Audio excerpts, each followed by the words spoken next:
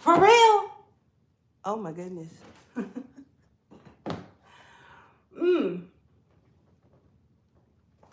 Okay. Hey y'all, what's up? It's me. It is everything fresh and sassy. How are you? I hope all has been well, or is well for you, mind, body, spirit, and in health. So it has been a minute. I know what they say, life been lifing, and it's been good. It's been real good. So I wanted to come in, as you saw the title, and give an update for the one, maybe two people who care or are even concerned about where I am right now. You know, I'm 60 years here, soon to be 61. Still holding. Anyway, I said I was going to be in here at 2 p.m., but yeah, sorry. I think I got here at like 2:04, something like that. I'm sorry. I'm really sorry. I can't offer you any excuses. You know, I was trying to clean a little bit. I was cleaning out my cabinets, mopping the floor, and yeah, I got queued up just for y'all. I'm not gonna sit here and tell you I've been out anywhere, that I got somewhere to go. I'm not going anywhere. I did this for you. I did this for you. Yes, I did. Would you like to see the ooh of the to-do, the outfit of today? I got this lovely mustard jacket, 3/4 sleeve, okay? And then just the other day, I found these lovely mustard shoes, and I was like, I got the perfect jacket to go with those shoes. Now look, y'all know I don't wear no shoes in the house, right? These shoes, let me show you. Hold on. We're gonna get to it. Hold on. Uh-oh. I thought I brought the box down here. I sure did. Look.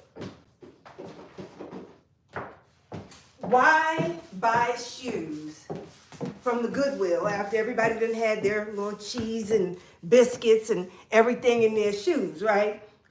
Why go to Goodwill when you can go to a knockoff store? We have a store here called, what's the name of that store? K&G Men's Wear. I think that's what it's called. It's just, we call it K&G. It's just K&G. But I think it's like K&G Men's, something like that. But if you look up K&G, you'll find it, right?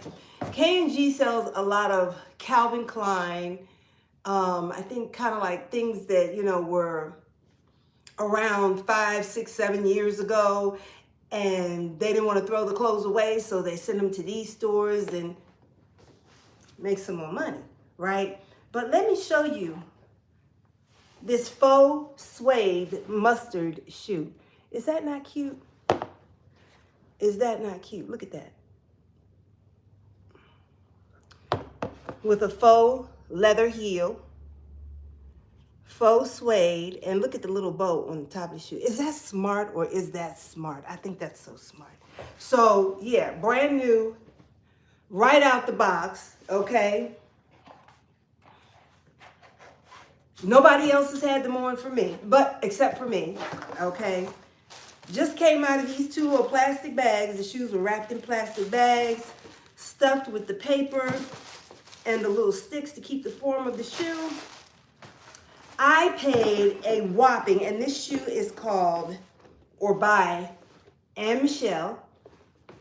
And this shoe right here cost me a whopping $19.99. And I think at one point somebody paid $34. Now, I don't wear a size 11. I wear a size 9.5, 10. I wear a 10. Sometimes I can wear a 9.5, but not often. And if it's a 9.5, it has to be a really good American-made shoe, because I don't want nothing pinching. I don't like for my feet to hurt. I don't like to be uncomfortable in my shoes or my clothes. So I can wear a 9.5, but a 10 feels better. You know what I mean? This 11 is flopping off my foot. I got about that much space where the shoe is flopping off my foot. So I'm just going to put some tissue in the toe of the shoe, because I couldn't pass up a mustard 1999 shoe. I couldn't pass it up, so I had to get it. And then I got another pair of shoes. They were $14.99. I'll show you those at another day and time. But anyway, I've had this jacket for about, I don't know, 2 years now. And then the dress, this is what I'm saying. You do not have, if you don't want to shop at the Goodwill, you don't have to. I'm just saying, there's plenty of people out here selling off their knockoff stuff and stuff that's just as cute. You just got to know how to fix it and hook it up. Okay, and then I got this dress, sweater dress, okay. And this was $24. And I really like it because it's got like on the bottom of the dress, it's got like a little flounce. You see how it kind of flounces? Look at that, isn't that cute? And then you got the little split, isn't that nice? So, and the dress was $24. I couldn't pass it up. I don't think you would have either. So anyway, let's sit down. Let's talk about it. Let's talk about it. So the last time I was here, I think I was talking about a few things. And the biggest two things were my blood pressure and a vitamin D deficiency, okay? So now I'm taking a supplement, vitamin D. I didn't say I will never take a supplement. I said I don't take any supplements in that video where I mentioned the supplements. So I never say never. And if I need it, I will take it. Okay? And that's what we do because that's the right and the smart thing to do if you're conscious about your health. So anyway, let's go back a little bit. December 2022, my vitamin D was at 29. Normal vitamin D is between 33 and 77 nanograms of vitamin D per every milliliter of blood you have in your body. So you need to be between 33 and 77. Just know that if you can't remember the rest. You're supposed to be between 33 and 77 for vitamin D. And I was at 29 in December 2022. So I was like, I'm a few points shy of being normal. So I disregarded it and I didn't think about taking any vitamin D at that time not because I was being lackadaisical, not because I was like, oh, well, it's just a few points low. It'll do whatever. No. I didn't take it then because I have a problem with taking vitamin D. The problems that I have are that I get heart palpitations, when your heart skips a beat, or flutters real fast, or, instead of it going bump, bump, bump, bump, bump, bump, it goes bump, bump, bump, bump, bump, bump, bump, bump, bump, that kind of thing. And that's kind of unnerving to me. It scares me, right? So that was one of the reasons why I didn't take the vitamin D, because I don't like that. I don't like my heart to do anything except for what it's supposed to do. The other thing is that when I take vitamin D, I get a real bad headache. Who wants to be in pain?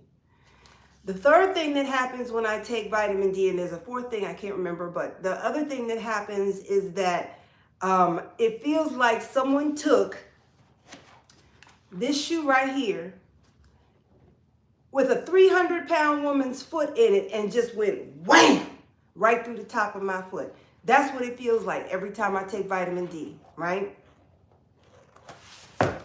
So with those three side effects, I didn't even realize that those were side effects. I didn't even know that there was a side effect to taking vitamin D. And then, I started Googling and YouTubing and reading, and then I find out there's side effects for some people when they take vitamin D. And the ones that I just mentioned happen to be a part of the side effects that you can experience when you're taking vitamin D. So I was like, wow. So now I'm conscious of it. I know when I get the heart fluttering, when I get the headache, or when I get the overall malaise where I just don't feel well, it's from taking the vitamin D. And I'm like, I gotta take it. I'm getting what sun I can get because My days are very, very busy. I promise you they are. And that's why I've not been on camera, because my days are just busy. And I'll talk about that in another video. And I'm loving it. I'm loving it. I'm loving the fact that my days are busy. And I'm even considering, I don't even know if I should say it out loud, I'm considering going back to work. I don't know, because it's like, but then if I do that, I could, but I would be very wore out. I would be very tired if I took on a full-time job. Maybe part-time. And the thing is, I don't need to. I don't have to. But I don't know. I don't know if I want to. I don't know. I don't know why this job thing is in my head right now. But, anyway. Being a wife, it takes some doing, right? Keeping a home and a house clean so that when your husband come downstairs from work or come from the office and come in the house, food is cooked and ready, or if not ready, at least on the stove cooking, and it takes some doing to keep a home clean and meals cooked and people happy, and, it takes some doing. So I don't know. Maybe that's just something that just came in this way and went out that way. I don't think I'm going back to work. But anyway, when I tell you I've been busy, I really have been busy. And I would like to be here a little bit more often, but I can also tell you I've sat down and done some videos, but I just didn't post them. And that's something else to talk about too, and I'll tell you about that at another time. But right now I want to stay focused on, update.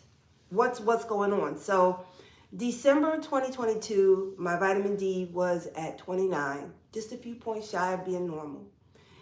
And then I wasn't feeling good in about March, had blood work done again. Vitamin D level had dropped down from 29 down to 25. Then I wasn't feeling good again. Went back, got blood work done again. Vitamin D level had dropped down to 21. So we went from 29, 25, 21, and then the last set of labs I got done was in September, and I was really feeling bad. My blood pressure had been up and down. My blood pressure was just all over the place. I'm like, what is this? I've never seen this before, not in me or anybody else. But in August and September, my blood pressure was just up, down, all over the place. 210 at one point. It was 215 over 110? It was high. And I'm sitting up in the bed at the hospital, and I'm thinking to myself, am I really sitting here and looking up at that monitor and it says 215 over 110? Really? Because I'm thinking when your blood pressure go over 200, you ain't here no more, or something catastrophic is happening to you. So, but I had gotten upset with a nurse in the ER, and she was touching me too much. She was pawing at me. She was pulling at me. And I have this thing about being touched because, if anybody who has been molested or worse, okay, you know what it is to have somebody touch you, and it's not someone that you know, not someone that, you are familiar with, just some person that just walks into a room and starts touching you and pulling at your arm bracelet and, want to rest their hand on top of your hand. Let me tell this story because this is cathartic for me. Please let me tell this story. I went to the ER, wasn't feeling well, went through triage. They did my lab work. They did my EKG. EKG was normal. Lab work, as they said, was normal. But always look at your lab work because they'll tell you it's normal for them, but it might not be normal. There may be some red flags on there. But what they're going to do is they're going to look at and treat what you say you're coming in for. So for instance, in the ER, they did my lab work and they said, well, based on the symptoms that you're presenting with hypertension, etc., your labs are normal. Okay? But what they didn't tell me was that I had alkalosis. My blood is alkalizing.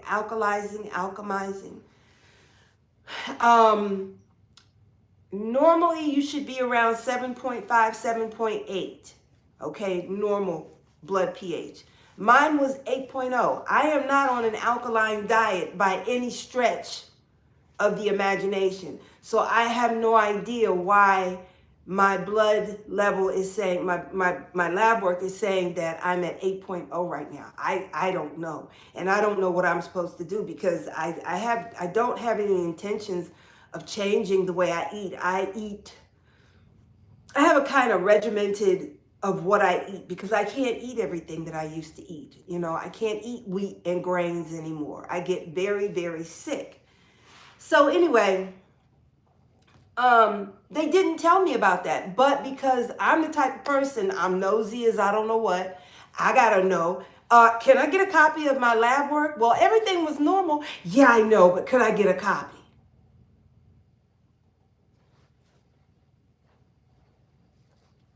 So I look at the lab work and I see that, you know, it says, what is that? I think it's called anion gap, ANION. That's the test, anion gap. And it said that my level was elevated. It said it was high, 8.0. It's supposed to be at 7.5. But anyway, so they did my lab work, EKG, and then they wanted to give me some medication. The medication they wanted to give me, I had before, and it works on your central nervous system, and it will knock you flat on your behind. You won't even be able to lift your arm up if they give you too much, okay? So I said, please give me a low dose. I said, are you going to have me sit here and monitor me for a while? And they said, no, you can just get the prescription filled and go on home. And I was like, well, my pulse is only 46 right now. What if I crash?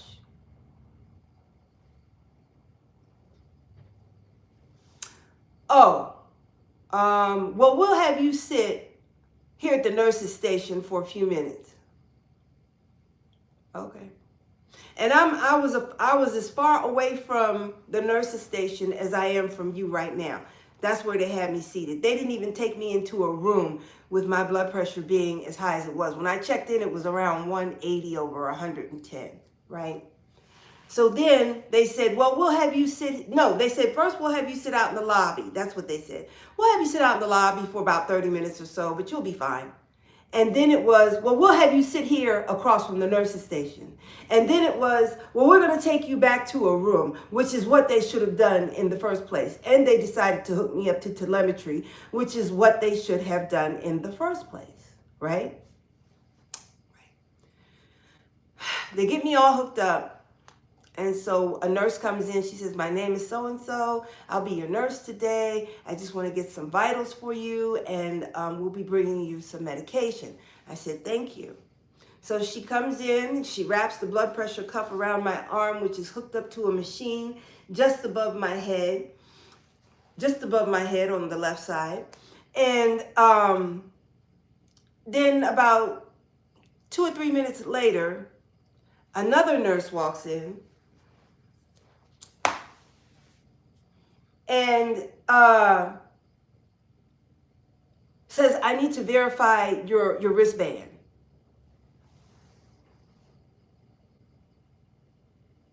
Actually, I take that back. She walked in the room, came to the side of my bed, grabbed the wristband, and then said, I need to verify your name and information or something like that.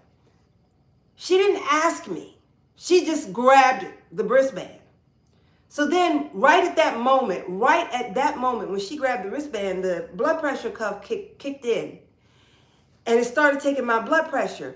And so she's getting ready to pull the band, and I pull my arm back. And when I pull my arm back, she still is holding the band. And so the blood pressure machine is taking, and she's still holding the band, and she's got her fingers underneath the band like this, resting her hand on top of my hand. Excuse me, bitch, I don't know you. Get the off of me. You know, the level of, what is it, familiarity, where people think that they can just touch you, like the people who want to touch your hair all the time. Oh, can I touch your hair? I got a response for that too. But anyway, I went to pull my arm back and she's still holding it. So I snatched my arm back and put it under the blanket while the machine was taking my blood pressure. And that's when I got the reading of 215 over 110. I was hot. I was angry. I was mad. I was like, how dare you touch me? And first of all, you didn't ask me. Then you're going to attempt to rest your hand or position any part of your body. I don't care if it's your pinky finger. Don't touch me like that. You don't know what I have been through. You don't know how I have been traumatized, okay, by things that have happened to me. So, it's best that you ask, is it okay? May I? Okay, no problem. But don't just come grabbing and reaching and assuming that you should rest any part of your body on my person. Anyway, that's what got my blood pressure up high that day. So I just want to clarify that. I had never seen it that high before, but sometimes I think they do things intentionally to get your dander up, your blood pressure up. I do, because all this questioning while they're taking your blood pressure. Why do they ask you so many questions? What's your height? What's your weight? What are you here for? And I cut them off. I'll put my hand up like this. Like, give me a minute, okay? I'll either put my hand up or I'll take the cuff off, all right? And then they're looking at me like, what you take the cuff off for? You know why I took the cuff off. You're sitting here barraging me with a bunch of questions while I'm trying to sit here and be calm and get a good blood pressure reading. So now you're hitting me with this barrage of questions. Why? So the doctor will write me a prescription for some of them for high blood pressure? Is that it? Is that why they do this? I don't know. I'm asking. I don't know. But I don't like it. So anyway, I wasn't feeling well in September, and they did, a basic CBC panel in the ER, and that's all they're going to do. So then the next day I went to the general practitioner that I go to. I didn't say my doctor. I said the general practitioner that I go to. I have yet to find a doctor that I like that, can accept me for who I am and what I expect when I come to meet with my doctor. So I went to the general practitioner and I'm asking for all these different tests. And it was like pulling teeth. Okay. Well, that we don't usually test for that. Well, we don't normally have patients tell us what they want tested. Well, I'm sorry you don't, but these are the things that I need to know, because for me to be healthy, I got to know what's going on with me. For me to be healthy, I have to understand what's happening to me. And the best way for me to do it and understand it is for me to get my lab work done. And I always tell people, get your lab work done.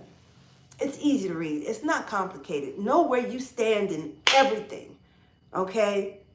My A1C, 5.3. My sodium, 143. My cholesterol, 149. My vitamin D was 18. But I'll tell you what it is in a minute. It has come up. But I know all of my numbers. And everyone should know their numbers. And if you have something that's too high or too low, you want to get that test repeated in 30 days, even though they told me it was too soon. When it was almost 60 days since the last time I had been tested. And then I called and asked for another prescription to get more lab work, and they said it's too soon. So I went to my internist, and I can have more than one doctor, just so long as you're not shopping doctors for narcotics. Don't do that. So when the general practitioner wouldn't give me a prescription, she said it was too soon, I went to the internist. He gave me the prescription to go get my lab work redone. And that's when I found out what I found out about my vitamin D. So anyway, like I said, in August and September, I wasn't feeling well. After I left the ER that day, I went to my general practitioner the next day, ordered some lab work, got the lab work done, and found out that my vitamin D had gone from 29, 25, 21, now down to 18. This is why I'm not feeling well. I believe. This is why I feel like I'm not feeling well. You know, if you look up symptoms for low vitamin D, I had many of those symptoms. I had at least 5 or 6 of the symptoms of low vitamin D. If you look up what, you know, what causes, what side effects you have or get when you're low on vitamin D. I had about 5 or 6 of the symptoms. So I'm like, okay, what am I going to do? Because I know you're saying, well, just get some vitamin D and take it. What's the problem? The problem is how bad I feel when I take the vitamin D, okay? The bad headaches, the palpitations, and then this overall feeling of malaise where I just feel sick. Who wants to feel sick? Who wants to have a headache? Who wants to,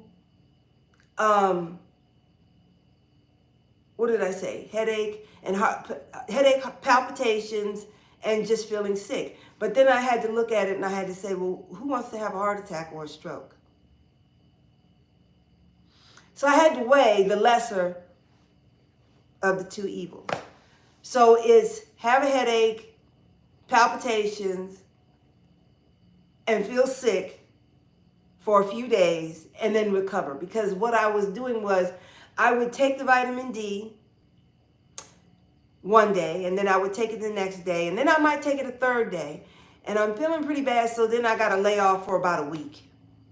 I'm outside, I'm trying to get sun before, you know, we get all the last, you know, warm days to go away. I'm trying to get sunlight, you know, for an hour. I've got my entire back exposed to the sun between 12 and 1 p.m.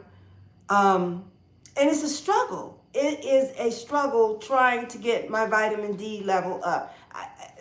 It has been a struggle for me. I don't know if it's my body that's changed. I don't know if they've changed the formula of vitamin D, because, you know, they change formulas of things. I don't know why it's so difficult now, because it didn't used to be this difficult for me to take vitamin D. It didn't. So I got tired of the headaches. I got tired of the palpitations. And so what I started doing was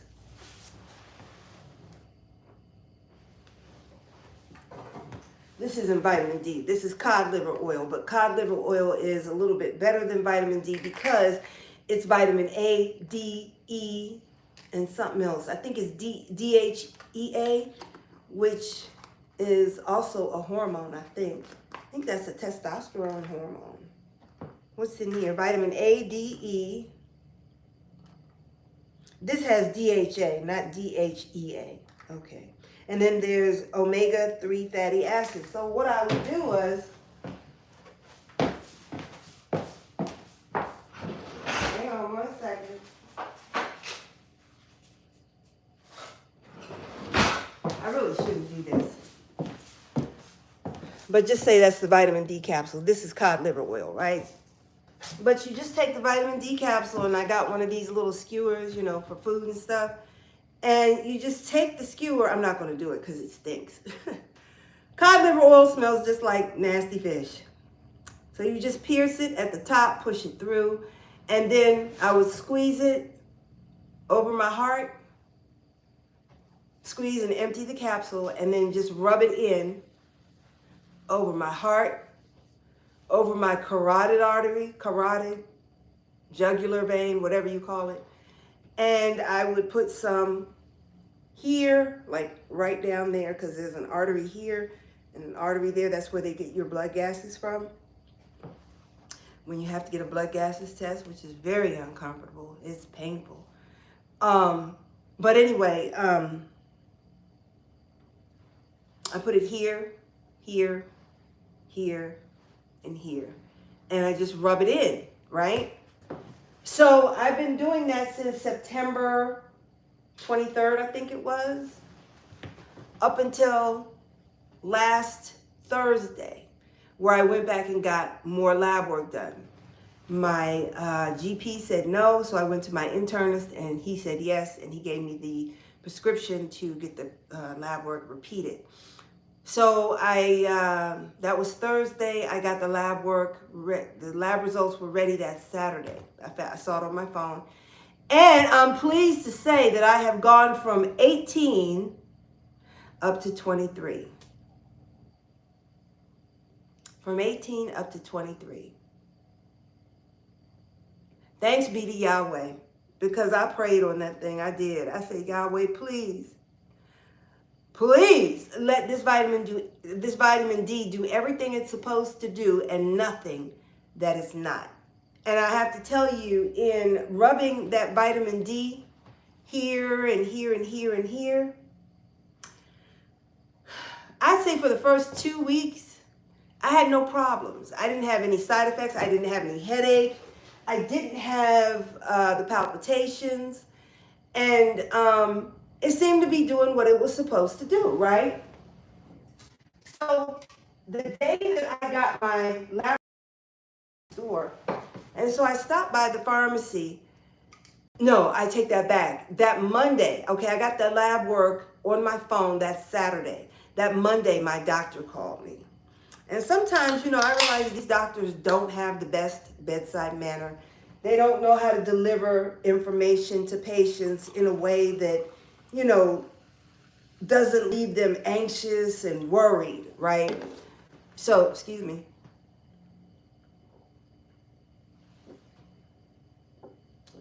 Anyway, he calls me on the phone and he says, oh, so we got your lab work back and your vitamin D is low. Now, I know, doctor, you looked at that lab work before you called me. Couldn't you? Because when I went to him, I told him that I was struggling with the vitamin D and it being low. And I even told him how I was using the vitamin D. And he told me don't do that. So the first thing he said out of his mouth is, your vitamin D is low. We got your lab work back, and your vitamin D is low. I said, yes, I saw. However, it has come up 5 points. Now, see, if I was a doctor, I think I would have led in with that. I know my patient came to me because her vitamin D was low. So there's no need in me telling her that again, getting her upset, making her even more anxious, okay? But I'd already seen the lab work, so he couldn't scare me. I knew it was looking good, and I was already feeling good just from what I saw by looking and reviewing my own lab work. That's why I tell people, when you get your lab work done, don't wait for them to call you. You get that lab work, because you can go to a lab that will supply you with your lab results through your email. Okay, you have to plug into a patient portal. I can't stress that enough. Everyone should be doing that. Don't wait for them to call you, and when they do lab work and they don't give you a copy, insist on a copy. Now, he said, so your vitamin D is low. I said, yes, but it's up 5 points. And so I guess he felt like he needed to say something, because I've already told him, look, you're 2 days behind. I already know. So he said to me then, well, I just wanted to tell you, as a doctor, I cannot recommend that you continue to rub that vitamin D into your skin. He said, I can't recommend that. And he said, I would advise you not to do that.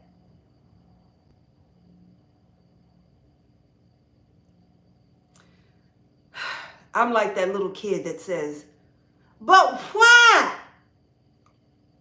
Why? But why? If you tell me not to do something, or if you tell me I have to do something, you have to tell me why. Not why, but why. Why I can't do that. Why I had and I should do that. You got to tell me something. And it's got to make sense, because whatever you tell me, I promise you, I'm going to go fact check you. I'm going to go look it up. I'm going to go see if you're lying. And that's the way we all should be. Follow up on any information that you are given, especially when it comes to your health, because that's all you got. Because when your health has been compromised, you are compromised.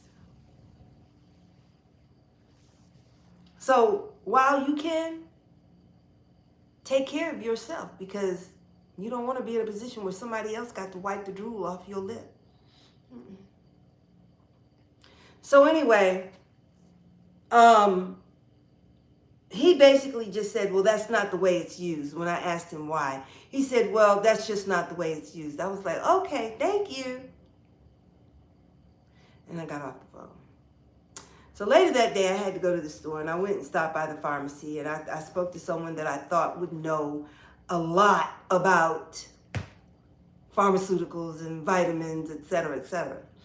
So I said to him, I told him, I'm struggling with vitamin D. I'm trying to get my levels up.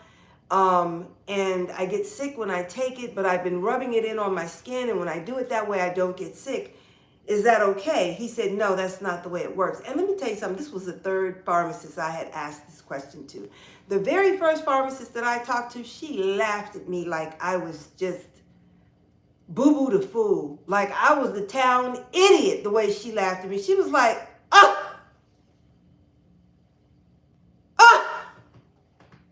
really? You idiot. She said, that's not the way vitamin D works. It's not formulated to work that way.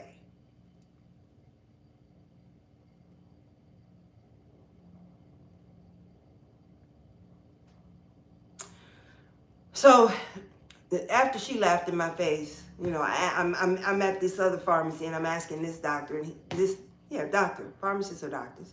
So I'm asking this pharmacist, and I said, I'm struggling, I'm taking vitamin D, it causes all these problems, and I'm rubbing it in on my chest, carotid, and wrist. Is it okay? He's like, no, you can't do that. It doesn't get absorbed that way. You're not going to get what you need from the vitamin D if that's what you're doing. I said, well, I just got my lab work back, and I pulled out my phone, and I said, see right here? It says my vitamin D was 18, and now it's 25. He said, well, I don't know what else you might be taking. Like I'm lying to him. I don't know what else you might be taking. I don't know what else you might be doing. I don't know if you're supplementing with food. And, I said, no, my diet hasn't changed. I'm still eating the same things. I'm basically keto, not by choice, but that's where I've put myself into a box of being keto now. I can't get out if I want to. I mean, I could, but I think I would end up in the hospital or worse. It's that serious. It's really that serious. I am stuck on keto. Anyway, so he said it just doesn't work that way. So I asked him, I said, so did I get like a false reading on my lab work? I said, because see, it says here 18, and see right here, it says now 25. He said, well, no, I wouldn't say it was a false positive. And I'm like, so what are you saying? Exactly.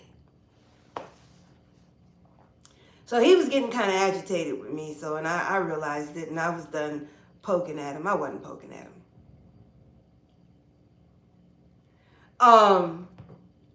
So I left the matter alone. But he told me, vitamin D does not get absorbed and manufactured the way that it's supposed to if you are rubbing it into your skin. So I got some questions. I don't know if anybody out there wants to answer them. If there's any nurses or PAs or doctors, whatever, pharmacists, nutritionists, dietitian. Okay, but if you answer the question, remember I'm gonna fact check it. And but I have some questions. My questions are, let me just tell you this. When my son was born, he was yellow. His eyes were yellow. He had what was known as jaundice. So for a week, we had to push his little bassinet in front of the window for about 15, 20 minutes a day for about a week. And after a week of him being in front of that window, his eyes were white. His skin was honey. Okay? If you can take a baby and lay them in their bassinet, pull off their shirt and socks, and just leave them in their diaper, and push them in front of that window, that sun that comes through that window, which provides the vitamin D, which I think cures or removes whatever jaundice that child has, if you can put a child in front of the window that has no tinting, how can you tell me that vitamin D, when applied from the capsule, is not absorbed? Now I know the sun is a whole different thing than this vitamin D oil that I squeeze out onto my skin. I know that. I know that. My other question is, if you absorb vitamin D while laying out in the sun with as much clothing off of your body as possible, okay, and you're just laying out in the sun, there's nothing being applied to your skin, you're just laying out in the sun for about an hour or as long as you can, because melanated people can stay in the sun a little longer than those that have no pigment or no color to their skin, right? So I guess that's my second question. How is it that we can get vitamin D through our skin with just the sun shining down on our body, not even applying anything? Okay? But here I have a vitamin D capsule where I can directly, tangibly touch and feel this vitamin D and put it onto my skin. Okay? How can you tell me that that's not going to be absorbed? I absorb the rays from the sun, which give me vitamin D. My son, when he was a baby, absorbed rays from the sun through a window while laying in his bassinet. And that's all we had to do for him, and he was fine. It wasn't even a week. It was like 5 days, maybe 4.5. 20 minutes a day, laying in the sun, in the house through a window. You can get vitamin D. But here's the other question. They say you cannot get vitamin D through a window. You have to be outside. Well, how do babies get it when you tell the mother and father to push that bassinet into the window? How do the babies get the sun? Why can't I get the sun? Do these babies have superpowers that they lose somehow as they get older? I don't know. I'm asking. I just have a bunch of questions. I'm like that little kid that won't stop asking, why? Okay?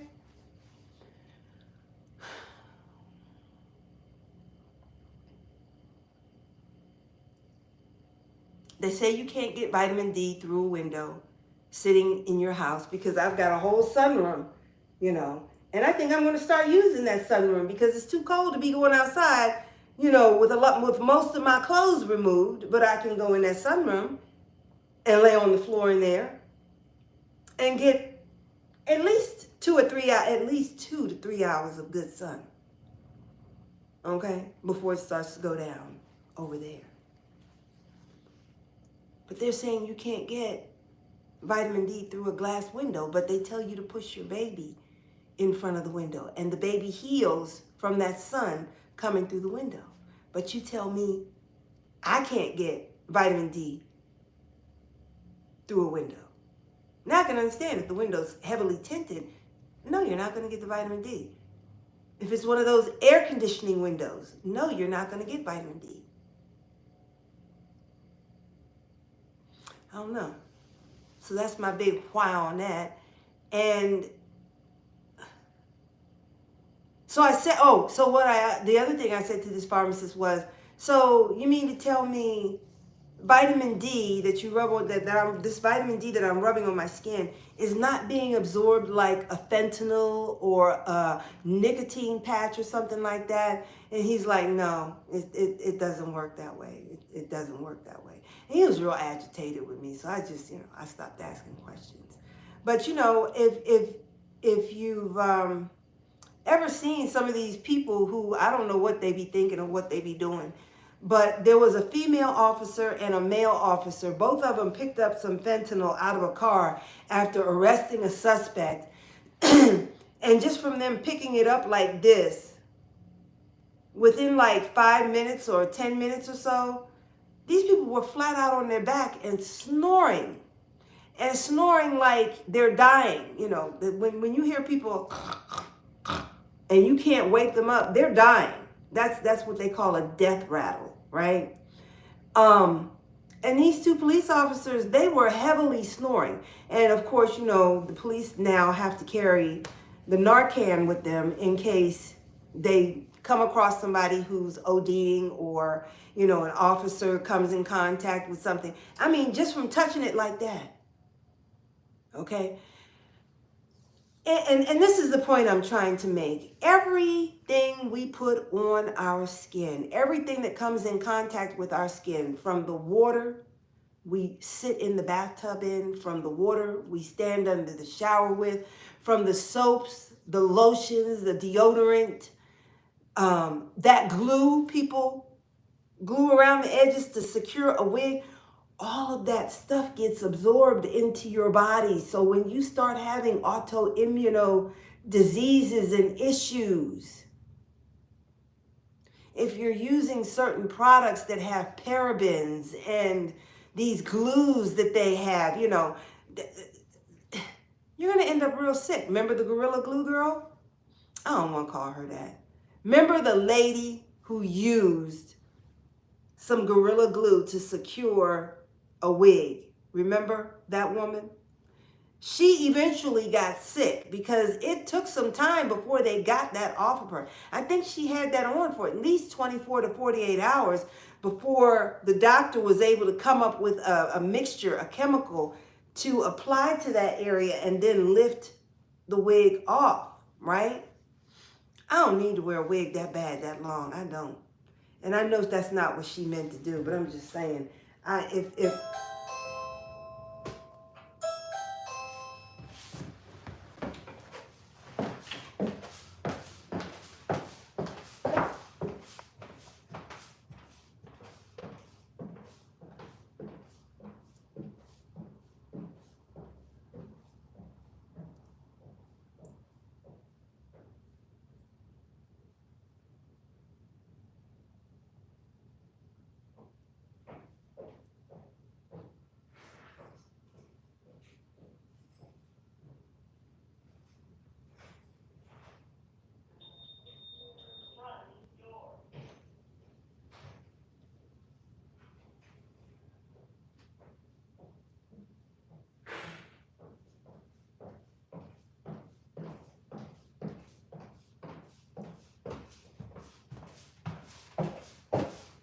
my shoes are flopping off of my feet because they too big.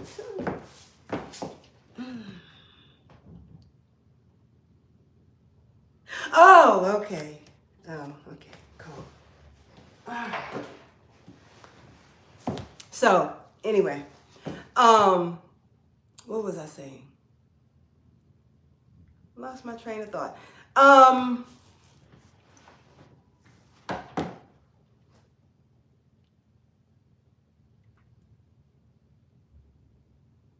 Somebody came to the door and I lost my train of thought.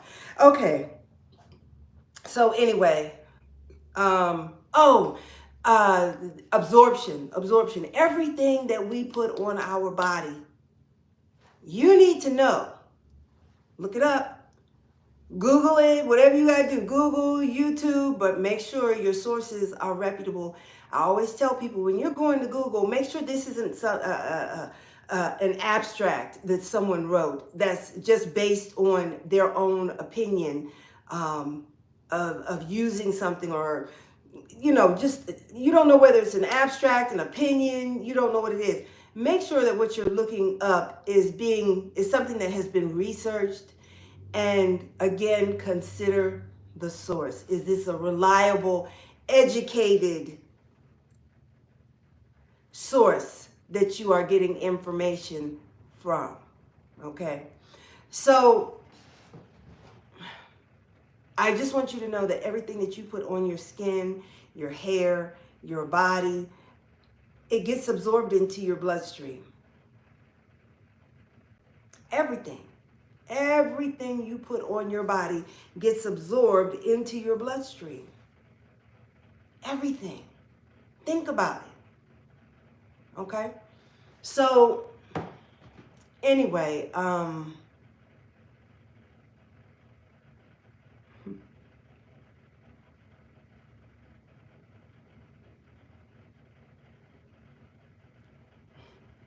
okay. Anyway, somebody came to, it was a UPS guy, and he's looking me up and down, eyeballing me. You better watch out there, damn boy. You don't even know. I'm old enough to be your grandmother. Anyway, I guess he ain't used to seeing a woman dressed like this, because I do have on stockings. And I know a lot of us have given up stockings and slips and things like that, but I still wear that stuff because it just makes me feel a certain kind of way. It does. Anyway, everything gets absorbed into the body. Everything gets absorbed into the bloodstream. And I don't think that, well, I take that back. I believe that by rubbing that vitamin D into my skin, it got absorbed into the skin, into the blood vessels, the veins, whatever, okay? And it was reported in my lab work that said that I'm no longer at 18, I'm now up here at 25. Okay? I've got another 8, 9 more points to go before I'm normal. And I'm telling you, y'all, I'm struggling. I am struggling to get to normal. I really am. But you know what? Here's the other thing that I learned, and that is that I was suffering with hives for a couple of years. And, you know, it was just, it starts out as an itch and then it turns into pain because those whelps really hurt. They're really stretching your skin to the limit really quickly. But I learned that that hives is also a symptom of being vitamin D deficient. So what did I do then? And this is where I got that idea from of rubbing the vitamin D onto my skin.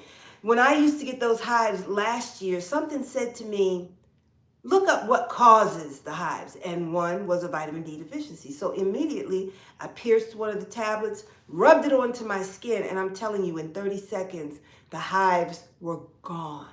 The whelps were gone. And if you've ever had hives before, you know it takes up to a week for those whelps to go away. 30 seconds, those hives were gone. Not a week like normally, 30 seconds. And so I was talking to another pharmacist, and he said, if your hives went away that quickly, he said, you must be very vitamin D deficient. I don't know if I was at the time or not, but actually, that was 2 years ago I did that. So if you're suffering with hives, pierce that vitamin D capsule, rub it on that hive, and I don't know if it's going to work the same way for you that it did for me, but in 30 seconds, the hives were gone, okay?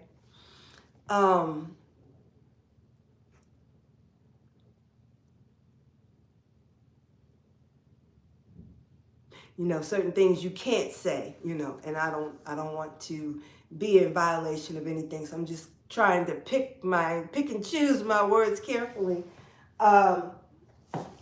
But anyway, vitamin D is very important for cardiovascular health.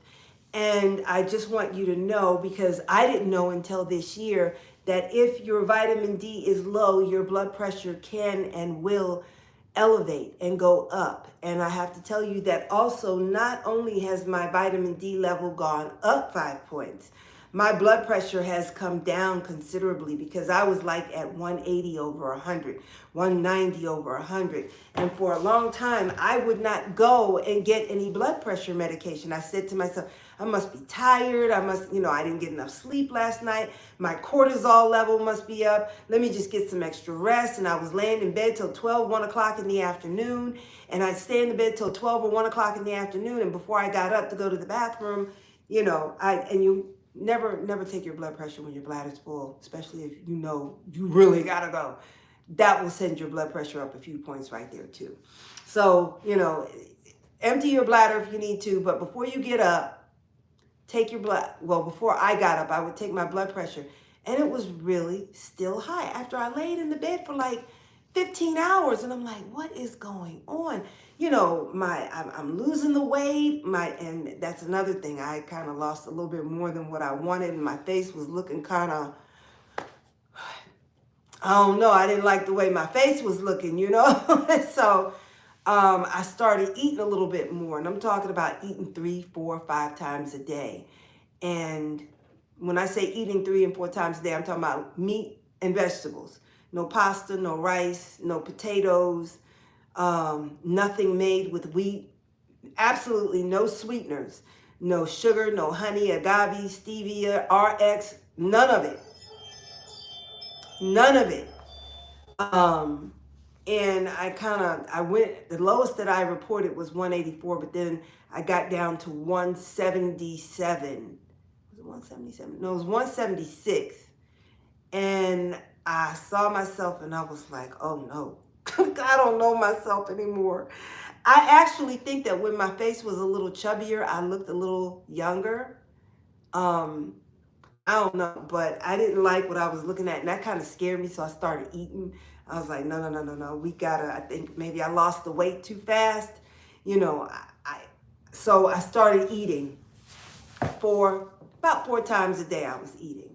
And so I am back up to 184 right now. Whew.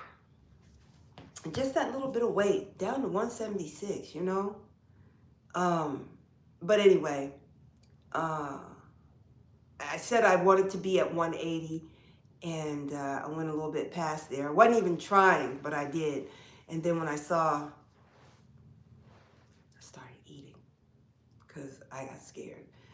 But anyway, low vitamin D will elevate your blood pressure. And when I started doing the vitamin D therapy, my blood pressure started coming down. Now, my blood pressure is not where I'm accustomed to it being, but it's normal now. Right now, it's between 130 over 80, 130 over 86, 130 over 88. I haven't seen 120 in a while. And before all of this happened, my blood pressure was between 112 over 60 to 116 over 70. That was my comfort zone. That's where I'm real good. 112 over 60 or 116 over 70. That's where my blood pressure is going to be. But right now it's about 130 over 80, 130 over 86, 130 over 88, something like that. And I'm good with that because that's normal. That's normal. 88's a little high, but 86, 80, it's normal. So I'll take that. Okay.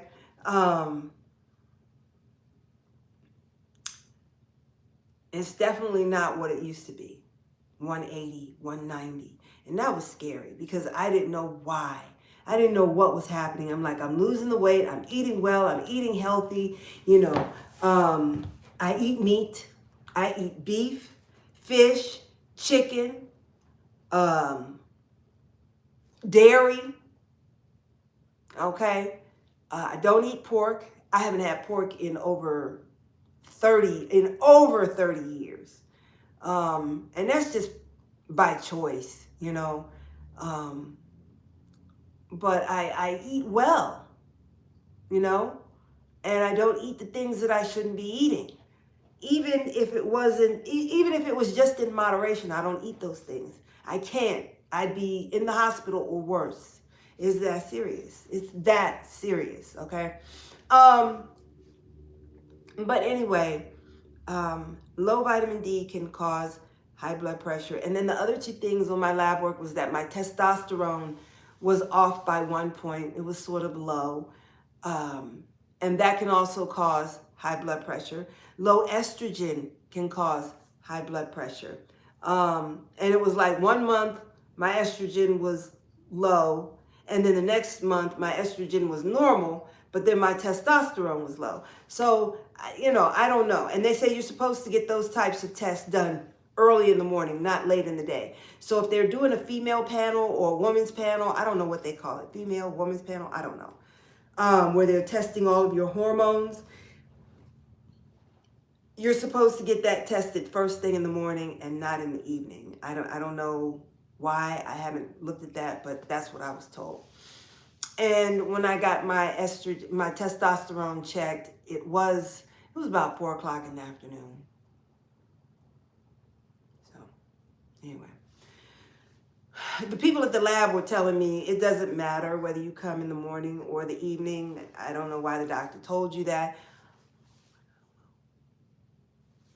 I don't know. So I'm just glad to report back to you and let you know I'm on the mend. I'm feeling better. My days, oh, I just feel so good. I feel so good. I feel so good. And every day I got to get up and get in that window. Before I even come downstairs to meet with my Yahweh, I have to get in that window and say, Yahweh, thank you for another new day. Thank you for watching over us while we slept in slumber. Thank you for keeping the blood running warm through my veins and our hearts pumping all through the night. Thank you for your peace and your protection while we slept and slumbered. Thank you for watching over us. Thank you for the warmth and cool of our home. Thank you for the softness of our bed. Thank you for a restorative and restful night's sleep. I got to give him thanks when my feet hit that floor. First thing, because he didn't have to do it. He didn't have to do it. Thank you, Yahweh. But I'm so thankful because you know what? There were days where, I didn't know. Look, I didn't know. Thank you, Yahweh. Thank you, Yahweh, and Yeshua HaMashiach's matchless and mighty name. Thank you.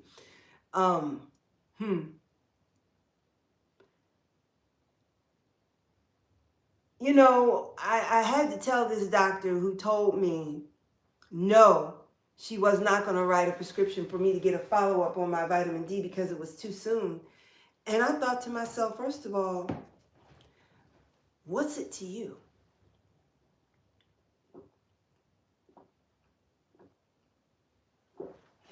What's it to you? I didn't say this to her, but I'm just thinking, okay? What's it to you whether I get my lab work done a month from the last time I got lab work done to 2 months? Well, how does that impact you? Really? I know it does. It has an impact, especially if I'm taking charge of my own health, figuring stuff out on my own and not letting somebody else dictate and tell me how I'm feeling. And I just tried to explain to her, you know, part of me being healthy, part of me being whole and well, part of my health is my mental health. And if I'm doing something that's supposed to help me repair and restore, and if what I'm doing is working, the momentum behind the modality increases. Okay? The momentum behind that vitamin D kicks up a couple of notches because, oh, this really works. It's really, hey, let me stay on it. Let me stay with it. You know? The momentum behind the modality increases. My outlook on how I feel, what I can do today, and maybe even tomorrow. Well, now we all know tomorrow's not promised, but you know, I can still dream. I can still think about it. I can think about maybe planning a few things, but you know, back then when I was feeling so bad, I wasn't thinking about nothing but, you know, some I'm out of here kind of stuff, you know? That's not a part of my health. That's not a part of me being well and whole. But a part of me being whole is knowing where I am, if I'm not where I should be, what I can do about it, and is it working? That's my mental health right there. I need to know these things.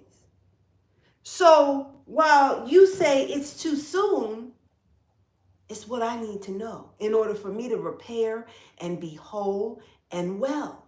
Now, I might make a separate video about this, but I want to say something real quick because I just put my hand up here and I noticed my hands. Okay. I can't process sugar anymore. Yesterday, I bought something for my husband and daughter because it's been a month since they've had sugar. I took the sugar and I hid it. Now I saw somebody snuck some sugar in here. I'm gonna talk to somebody today, cause I think it was him. But anyway, yeah, honey, I found it.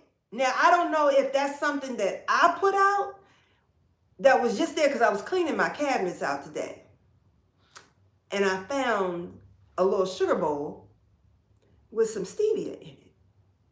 Now, he had told me he was feeling better since he wasn't doing no sugar. And I know stevia isn't sugar. It's a sweetener derived from a leaf. I got it. Okay. But, you know, those things have side effects too. And trust and believe in a couple of years, they'll be saying, oh, you know, this particular sweetener is causing, you know, this to happen and that to happen. So that's why I don't mess with none of it. But anyway, I can't mess with any of it because it makes me very ill. It sends my blood pressure up. My esophagus down in here starts to spaz. Have you ever swallowed something before you got finished chewing it and it went down really rough and it kind of got stuck in your esophagus and you're like, oh. And you're trying to get it to move down. You'll drink something and you're trying to get it and your esophagus is just going through these spasms. That's what happens when I eat sugar. My blood pressure goes up. My chest feels tight. I feel short of breath. Chest tightness, esophageal spasms, short of breath. That's a bad feeling. And yesterday, I bought something for my husband and daughter to replace the sugar. Okay? But it has sucralose in it. So I looked up sucralose, and it says sucralose does not elevate blood sugar and is safe for diabetics. Now, I'm not diabetic. My A1C is 5.3. My fasting glucose is 89. Okay? I was reluctant, but I tried a little bit of what I bought for my husband and daughter yesterday. Let me show you what I bought. I'm going to fall down in these shoes because they're just too big and they're flopping off my feet. Anyway, I bought this. This one is blue raspberry. No such thing as a blue raspberry. And this one is peach. What's it called? Artisanally crafted syrup, naturally and artificially flavored. Sugar-free, 0 calories. It says no fat, no saturated fat, no trans fat, no cholesterol, 10 milligrams of sodium, total carbohydrate, 0, dietary fiber, 0, sugar, 0. It includes 0 grams of added sugar. No vitamin D, no calcium, no iron, no potassium. And it says ingredients: water, citric acid, natural and artificial flavor, sodium benzoate, and potassium sorbate, preservative, cellulose gum, sucralose, yellow number 5 and 6. So I said, okay, sounds harmless enough. And it did say that sucralose does not elevate your blood sugar. But you know what? I still haven't done enough research. What is sucralose? Where does it come from? How do you get it? Is it one of those alcohol sugars or sugar alcohols? Is it one of those? You know, what is this sucralose? What is that? But I do know that anything that ends in OSE is a sweetener. Maltose, dextrose, sucralose, lactose, those are all sugars, okay? Lactose is the natural sugar found in, I guess, cow's milk, okay? But anyway, I bought this so that they could put this into their tea, add flavor, and a little sweet to their drink, okay? So I opened it, and I took, you can't even see that little corner right there? I took that, I poured it in my hand, and I went, hold on.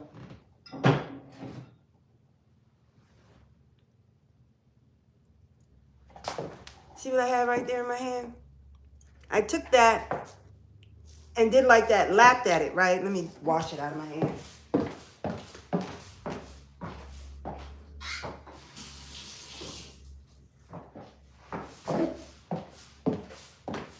I just took it and just stuck my tongue and touched it. And okay, it tasted really, really, really sweet. Now, my husband says my taste buds have become super sensitive to sugar because I don't eat sugar anymore, right? Okay, I can accept that. And I mean, it was really, really sweet. And then the next thing I know, that convulsion, or what do you call it? Muscle spasm in my esophagus started happening. You know, so I started drinking water, and I'm drinking water, and I'm trying to get it to go away. It took about an hour for that sensation to go away, just from going like that. From some sucralose. I just, like that. I mean, imagine putting in a teaspoon and me drinking that out of some water or some tea. I don't think it would go very good for me. So I can't mess around. So, but anyway, having said that, where I'm going with this is I crave sugar a lot. I crave sugar a lot. And my go-to when I have sugar cravings is sweet potato. And sometimes I will overdo it. I'll have sweet potato sometimes 3 nights in a row. And the way I make my sweet potatoes is that I wash them, put them in a pan with some parchment paper, bake the sweet potato for 1 hour and 20 minutes. After that 1 hour and 20 minutes, I take a knife and I split the sweet potato down the middle. I pull the skin off and drop it back into the pan. And then I mush it up, cut it up, mush it up, cut it up. And then I pour in vanilla extract, lemon extract, raspberry extract, and some pumpkin pie spice. And about 2 to 3 tablespoons of some avocado oil. Mix it all together. Put it back in the oven for about 20 to 30 minutes. And its natural sugar caramelizes and makes it really this chewy, sweet, gooey sweet potato. And my husband and daughter, they love it. They love it. There's no sugar in it whatsoever, and it is sweet, kind of chewy, kind of gooey. I've learned how to make a sweet potato cake. I have to come in and show y'all the recipe. It's so simple. It's so simple, and it's so good. But I've learned to make a sweet potato cake. And this is how I quell my sweet tooth. And sometimes I overindulge because some nights I eat a sweet potato, right? And sometimes I eat a sweet potato. Okay? Because when I go to the giant grocery store, the sweet potatoes are usually about that big. But if I go to the Asian market, the sweet potatoes are about that big. And I will eat the whole sweet potato by myself. And sometimes I will do that 2 days in a row. And a few times I've done it twice in 1 day. Okay? Where I have had sweet potato for breakfast and then at night for dinner. Let me tell you what happens. When I eat too much sweet potato, I want to say it's the sugar in the sweet potato, but it might be something else in the sweet potato that just doesn't agree with me. I don't know. But when I eat too much sweet potato, y'all know my routine. If you know my channel, you know my routine. You know, after I eat my dinner, I turn that chair around. I've been looking. It won't start until January. Look, okay. That's my husband. Turn that chair around and I put my feet up and put my blanket on, and I'm sitting here. The TV's watching me, right? And then all of a sudden, something will wake me up and say, "You better get up. You better get up before you can't get up." And so I'll jump up. And when my daughter sees me jump up like that, she'll run upstairs or she'll get my purse, because I keep my phone in my purse. Not my phone, my foam. She'll get the phone. My husband, he's looking for the electrolyte water. And, you know, she'll come down here and hand me the foam. And my husband's trying to give me water. And the last time, this was last month. Oh, my Yahweh. The last time this happened to me, I had sweet potatoes for breakfast and I had sweet potatoes for dinner. And as I told you, I don't use no sweeteners, no sugar. I don't use nothing. Matter of fact, the taste, the sugar, it's like when I eat something that's got anything that's too sweet, it's like hair starts to grow on my tongue. And then my mouth gets real dry. I get real thirsty. It's just a bad. I don't like sugar. I don't like it. I want some ice cream. I want some soft serve ice cream. I know how to make ice cream. And soft serve too. I have to share that with you. But I want some ice cream. I want a piece of cake. But I know I can't eat cake like that. And I've made the almond flour cake, and it's okay. Almond flour cake kind of reminds me of spoon bread, and I don't like spoon bread. I think it's gross. But anyway,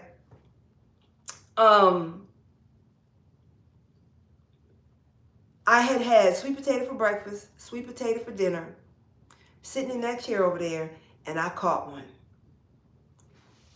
And it was pretty bad. And it took a while.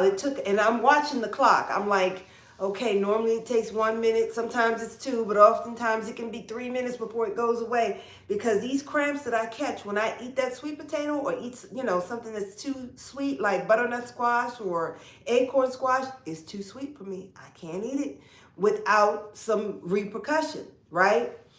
So the cramp finally went away, and I said, I'm going upstairs, because I was wore out. It was like the cramp had lasted me all of an hour. It was only like 3 minutes, but it wears me out. I said, I got to go upstairs. I got to go lay down. I had to recuperate, right? I get upstairs, I get in the bed, and this was the first time where I had caught 2 cramps in one night. Normally I get 1 cramp. You know, we can rub it away. I can drink it away with electrolyte water. I can sometimes walk a bit, but oftentimes it just has to run its course and do what it wants to do. I really can't do much of anything, honestly. So I get upstairs, I get in the bed, and I caught another cramp. Oh my Yahweh. I was so scared the police were coming to my house.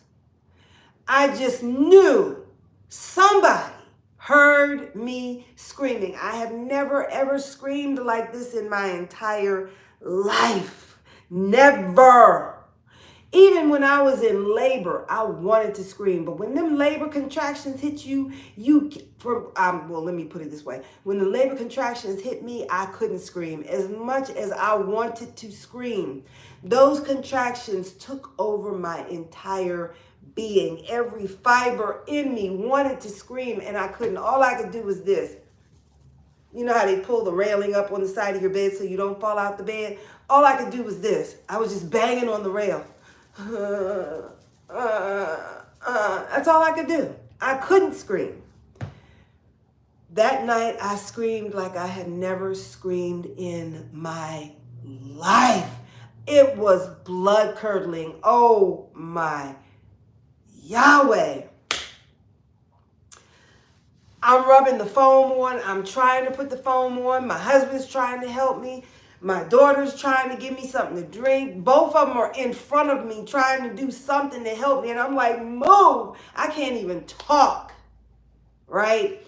And I'm trying to get from in between them because one is on this side, one is on that, and I'm trying to push my way through so that I could walk and maybe walk it off. It doesn't matter what I do. Mustard doesn't help. Flexing my foot, pointing my toe, pouring hot water on the muscle that's tensing up. Hot water, mustard, massage, and when I massage it, it's like it makes it worse. It makes it worse when I massage it. I'm like, what do? I can't do nothing. So, like I said, I tried to flex, I tried to point, I tried to walk, I tried mustard, I tried squeezing my lip like this.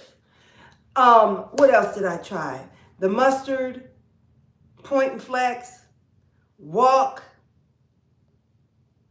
the electrolyte water. Oh, and then the foam. Nothing was helping. And then finally, I bent over like this, and it went away. And then it kind of came back, and I bent over some more, and it kind of went away. And then I tried to straighten up, and it was like somebody was pulling and tearing my muscle apart when I tried to stand up. I couldn't stand up for anything.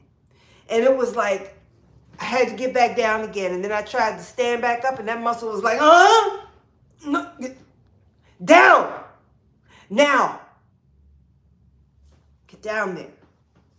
Get up when I let you up. I couldn't get up. So I had to stay there, bent over. Now, it probably wasn't a whole minute. It was probably like 30 or 45 seconds, right? And I had to stay that way. Oh, my goodness. I was so sore the next day. It was like somebody whooped my behind bad. So what I have been doing, instead of waiting for the cramp to come, when I know I'm going to be getting down on some sweet potatoes, okay, or if I have overindulged a little bit, like this morning I had a lot of sweet potato with my breakfast. I had a lot. But it's the only thing sweet that I can eat. So I'm like, can I just have the sweet potato, please? Please? Please? That's all I can eat sweet. That's it. So when I know I'm going to eat something, well, not something, but when I know I'm going to eat the sweet potato, I use the foam as a prophylaxis. I don't want to call the name of the foam, but there's a foam that you can shake it, you pump 2 pumps, and then you rub it on the affected area. Well, instead of waiting for the cramp to come, like right before we sit down to eat dinner, I'll rub it on to my leg, into the back of my thigh, into my calf. Sometimes I'll get the cramp on the top of my foot where my toes will curl up this way and I can't straighten them back out like that. They'll just be like that. So I put it on and I use it as a prophylaxis or a preventative type thing. And I didn't know. But I'm doing videos and I'm looking at my hands and I'm like, why are my hands so white and ashy and eczema looking? Why? Not my palms. My palms are fine, but just the backs of my fingers and all the way down to my knuckles. Okay, it's not over my knuckles anymore because it's healing. Well, something told me to look up topical application of magnesium because that's what the product is. It's magnesium sulfate. And I said, I looked up the side effects, and the side effects of applying magnesium oil or any type of topical magnesium is that you will break out into a rash and you will start to itch. And I'm like, oh my goodness. And then, but before that, I noticed that I had a rash on the back of my thighs. I'm like, why do I have a rash on the back of my thighs? When have I ever had a rash on the back of my thighs, both thighs? And I mean, like a rash that big on the back of my thigh. Like, what the heck? So, yeah, YouTube it, Google it. Topical magnesium can cause a rash and cause itching. And I know there's days where the back of my thighs just itch. I'm like, what is going on? Why am I itching? Why are the back of my hands itching? You know? Why are they, what's happening? Because I was putting the steroid cream on there, and that wasn't helping. And the skin was inflamed and hard and thick, you know. And I'm like, what's wrong? So then I Googled it, and I saw that topical magnesium causes a rash, can cause eczema, and can cause itching. I'm like, wow. So I stopped using it for about 2 days, and in 2 days' time, itching had stopped. The part of the skin that was thick and inflamed had gone down. I was like, really? And I'm applying all this steroid cream, and it's not working. But all I had to do was stop the magnesium, and it's healing. You know, it's like you think you know something, but you don't. You know, it's like, let me take that back. I think I know something, and then I find out I don't know shit. You know? I didn't know. So then I looked a little closer, and in the fine print, it did say on the back of that bottle, if this product causes a rash, discontinue the use and see your doctor. I'm like, why? Is he going to tell me I got some kind of condition because I've been using this stuff as a prophylaxis or a preventative? So it's like, you know, are you going to continue to feast on them sweet potatoes, or are you going to learn to do things decent and in order? Are you going to learn to do things in moderation just because it's good for you?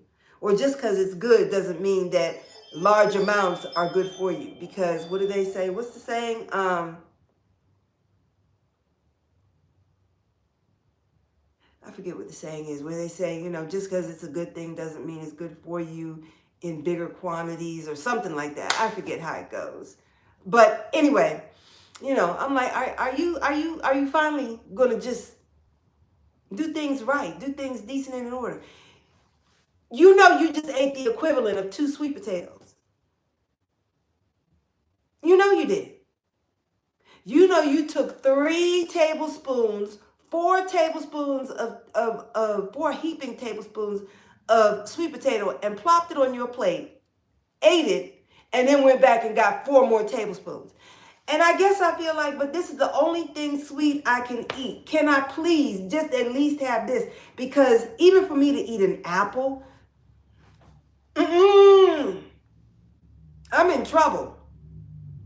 Okay? Blood pressure goes up. So I eat an apple. I'll sneak an apple into the sweet potato like once every 2 to 3 months.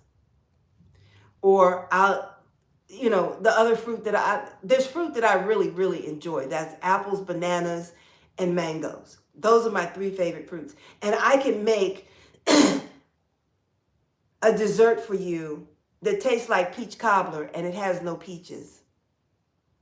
There's no dough, there's no gluten, nothing involved. And it tastes just like peach cobbler. Now, I can use peaches. I like peaches, mangoes, bananas, and Honeycrisp apples. That sounds so good together. You know, so I'm thinking, you know, the sweet potato is probably the lowest one on the glycemic index. Mango and bananas rank at the top of the glycemic index, you know. So can I just have my sweet potato and not suffer? Yeah, you can have it, but I have to learn to do it in moderation, because even a good thing you have to do in moderation. I think that's how it goes. But anyway, that's where I am in my life right now, and I'm very happy about it. Blood pressure is normal.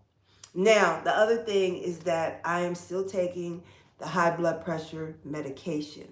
And hopefully, not hopefully, but once I get to 30,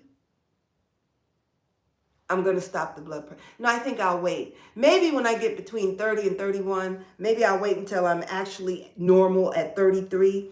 Then I'll stop the blood pressure medication. But let me tell you how they gave it to me. They gave me 1 milligram to take twice a day. I'm not going to call it medication, okay? But they gave me 1 milligram to take, okay? And it was working. But when I would take it, it was like, I was like, I don't want to feel like that. I got things to do. I'm busy. I got to go. Okay? I can't be feeling like that. So I'm taking the vitamin D. I'm applying it. And then I noticed I wasn't feeling too good. And I think it was because my blood pressure was dropping a little bit lower than what it should have been, because I'm taking this blood pressure medicine, which is bringing my blood pressure down. And I'm also taking this vitamin D, which will also help to bring my blood pressure down. So what I did was I cut the pills in half. So I'm only taking 0.5. I'm only taking half of a one. It's 0.1 milligram. So I'm taking a half of that 0.1. So it would be would it be 0.5? No, it wouldn't be 0.5. That would be way too much. Because when, at one point, my blood pressure wasn't being controlled. And I think it was just because my body was just starting to synthesize the vitamin D, starting to really use it. So they decided, well, if the 1 milligram isn't working, we're going to give you the 2 milligram. And I was like, but dang, I don't want to do the 2 milligram, because here's the thing. While I was on the 1 milligram, I was on the 1 milligram for about 2 weeks. And then I started, because I started looking for the petit edema, the swelling in my legs, right? And my legs started to swell. And I knew the next thing they were going to throw at me was some Diazide. I didn't say that. The next thing they were going to throw at me was a fluid pill. And I didn't want a fluid pill. I did not need a fluid pill. So when I went to them and told them, look, this 1 milligram, this 0.1 is not managing my blood pressure, they were like, well, we're going to take you up to 0.2 milligrams. I said, but my feet and legs are swelling. They said, oh, well, we'll give you a fluid pill. I said, you can't give me a fluid pill. She was like, why? I said, because I run to the bathroom every day, all day, every hour to about every hour and a half. I run to the bathroom. And at the hour and a half mark, I'm not sure if I'm going to make it. All right. So I said, if you give me a fluid pill, I won't have any electrolytes left. I won't have any fluid left in my body. I'm already running to the bathroom every hour. And I have to tell you, this past Wednesday, I don't know what I did. I don't know what happened. But between 7 a.m. and 8 p.m., I only went to the bathroom to urinate 3 times. That was such a wonderful day. Thank you, Yahweh. Running to the bathroom every hour. Wow, it's a lot. And especially at night. And this is really bad. There are times where I would just lay there like, okay, if I just lay still, if I just lay here, that sensation is going to go away. And you know, it's not going to go away until you go to the bathroom. And plus, when you wait like that, when you hold your urine like that, the urine backs up into your ureters and goes back up into your kidneys, which destroys your kidneys. So you shouldn't hold your urine. When you got to go, go. And for me, when I got to go, I have to go. Because if I wait too long, I'll have an accident. And I don't want to have an accident, you know. So, I don't know what I did this past Wednesday, but that was a monumental day for me. Because I only went to the bathroom 3 times that day. Just 3 times. But anyway, I told her, I said, you can't give me a fluid pill. I said, because I run to the bathroom every hour, on the hour. If you give me a fluid pill, all my electrolytes are going to be gone. There's going to be a problem. You know, electrolytes are what keep your central nervous system working. Okay, your central nervous system is responsible for you breathing. your lungs functioning, your heart functioning, your brain functioning, the important stuff, So they said, okay, well, we'll just give you the 2 milligram and you take that twice a day. 0.2 milligram, you take that twice a day. So they gave me the 0.2 milligram, but common sense is telling me, I done already told you. My legs, you saw my legs. I have petit edema. But you gave me the 0.2 anyway? You wanted to give me a fluid pill. I told you you can't. I'm already running to the bathroom every hour. So you think, oh, okay, well, I won't give you the fluid pill, but you go on and take this. Yeah, I heard you say your legs were swelling. And the reason why my legs are swelling is because this medication slows your central nervous system down, which means the function of my kidneys are slowing down. Not really, because I'm still running to the bathroom every hour on the hour, but fluid is somehow still collecting in my legs. So they gave me the 0.2. I got it filled. I haven't taken it. What I did was I took the 0.1, I cut it in half, okay, and took half the pill. My blood pressure is managed on half a pill. And I did call, to check and see, because some pills you're not supposed to cut in half because they're time released and you could cause yourself a big problem cutting that pill in half. So I called and I asked and I said, can I cut this pill in half? They said, oh yeah, no problem. So I cut the pill in half. So I'm not taking 0.1. I'm taking half of a 0.1. I'm taking half of a dosage, right? Blood pressure's managed. I'm feeling good. My legs have no more edema. And that was really the resolve for the situation, to cut that pill in half, because maybe the fluid building up was causing some type of stress on me that kept my blood pressure up. I don't know. So,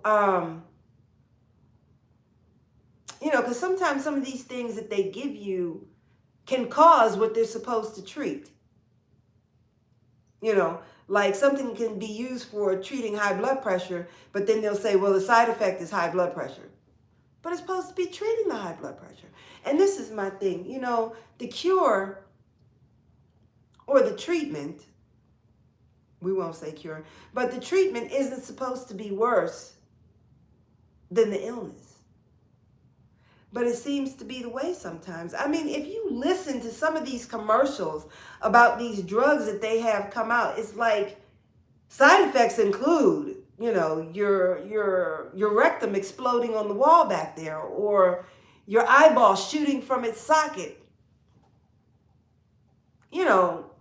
I'm like, who is taking this stuff? With the side effects that they're mentioning? Who is taking this? I'll keep whatever sickness I got if all that's going to be going on, because the side effects are worse than the illness. And that's the other reason why I think it's so important for you to get your lab work done, because you can look at your lab work, and if something's too high, something's too low, I can look at it and say, well, what causes this? How do you treat this? And you can look for information on your own. Now, you have to be careful because things have changed post the Pootie Tang. You know what the Pootie Tang is, right?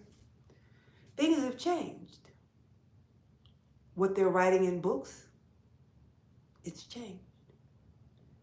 What they're saying, whether it be on social media, wherever, it's changed.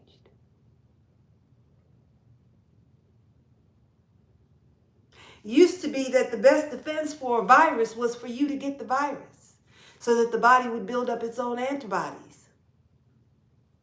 But now that's changed, and we need you to come in and books have changed. Narratives have changed. All for the sake of or de-pop. We'll leave it right there.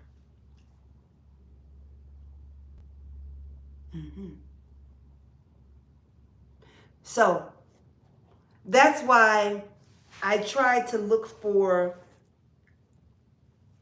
books written before the 1980s.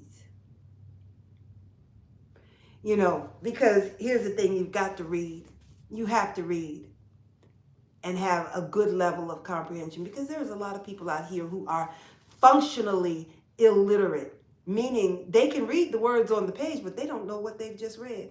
They don't understand. They don't comprehend. They can read something and tell you that it says this when it says that. That's what you call functionally illiterate. They don't have a level of comprehension. They don't know what they have read. They don't understand what they have read. There's a lot of people like that. But anyway, I wanted to come in and just let you all know that I'm doing better. I'm feeling better. I feel good. I feel like getting up and getting out and doing what I need to do on a day-to-day basis. And things are improving, and I'm so grateful. I'm so grateful to Yahweh. Okay? Because I called on him. I asked him for his help, and he was right here. And I'm grateful. I am thankful, for his love, his grace, mercy, peace, care, concern, covering, favor. Oh, the favor. I give thanks every day to Yahweh, and I tell Yahweh, there's nothing that I need that I don't have. Yahweh, there's nothing that I need that I cannot acquire through Yeshua HaMashiach, who strengthens me and mine.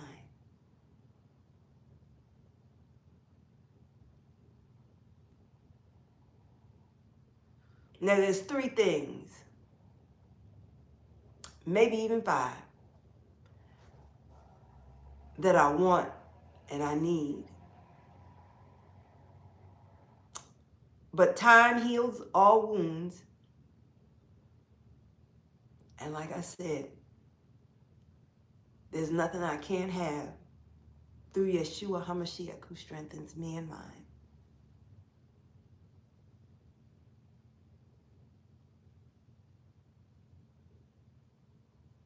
Anyway.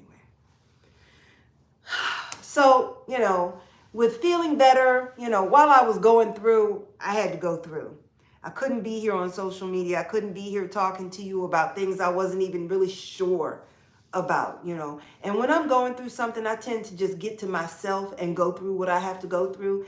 And if there's anything that I can share that, might be of a help to somebody, I don't mind coming here to share that information. I don't want to come here and tell you, oh, I love to help people. I used to say that all the time. I love helping people. Oh, I love helping people. Well, you know what? Sometimes you just can't be Helpy Helperton all the time.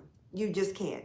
Because sometimes it's not appreciated. Sometimes it's not welcomed. Sometimes it's not what people need or want in their lives, for me to be Helpy Helperton, So I don't want to say I'm coming in here because I want to help. I'm just sharing. And if it helps you, I'm glad. If you know somebody who's in that same situation, tell them about it. Tell them to make sure they're doing their own research and their own work about what's going on with them. Because like I said, I had to get by myself. I had to get to myself. Look at what's going on. And look at, how am I going to fix this?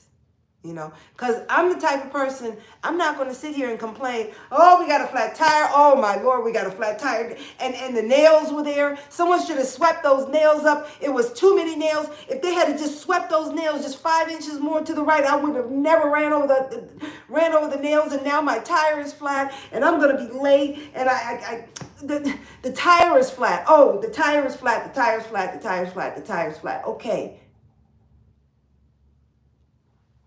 Immediately, when I see the tire flat, before someone has said, we better call AAA, I'm already off the phone with my insurance company, who's going to send somebody out here to come change this tire or do whatever needs to be done if I'm by myself.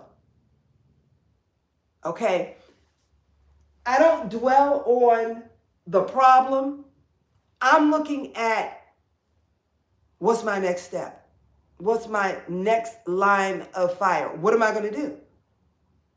The problem is not that I have a flat tire, but what am I going to do about it? And that's how I treat myself, my health, the situations that I might encounter each and every day. How am I going to address this? How am I going to fix this? You know? So I had to get by myself, and I had to work through what I was going through. And that's part of the reason why I wasn't here on social media, because I was going through something, you know? And I'm not the type of person to come here and just blah, put it all out here for the masses, for people I don't even know who's looking at me or listening to me. You know, I'm not that type of person to just put it all out there willy-nilly. And, you know, I can't be spewing my business out like that. I just can't. I have to figure it out. I got to figure me out. I got to fix me. I can't tell you nothing if I'm already over here struggling and I'm not doing well. I'm not whole. I'm not right. I can't tell you nothing.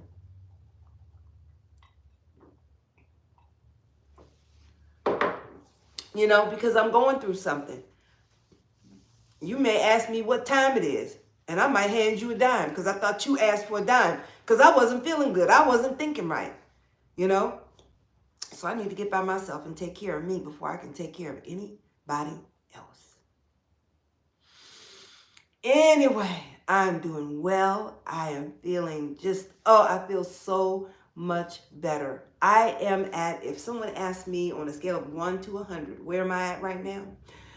I am at 97.9999999. You know, I feel good.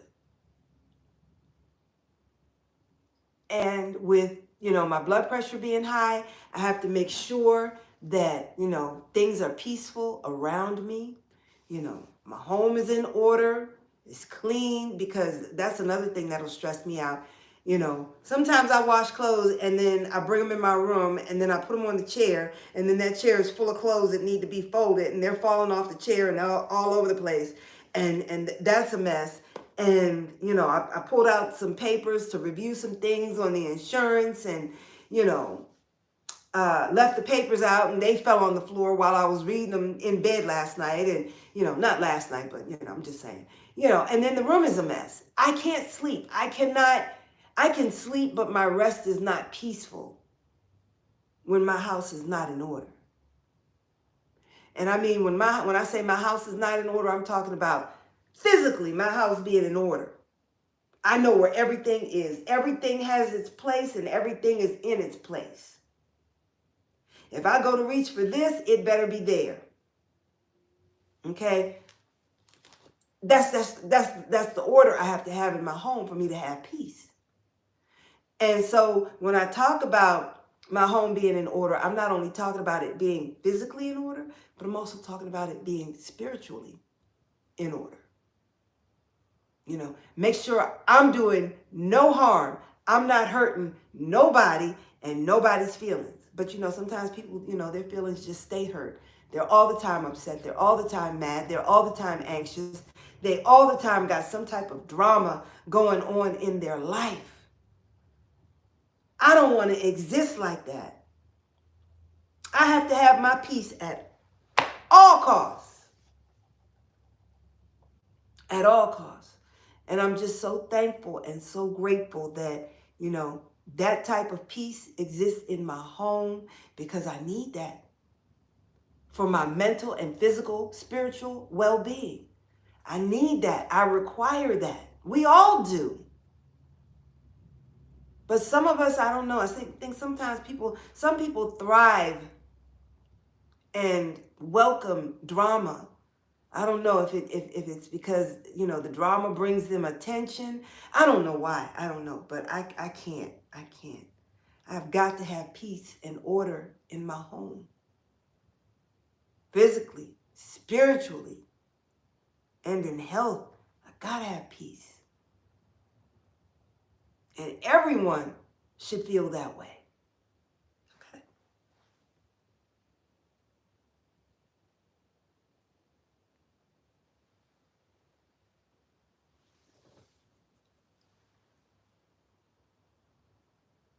hear that?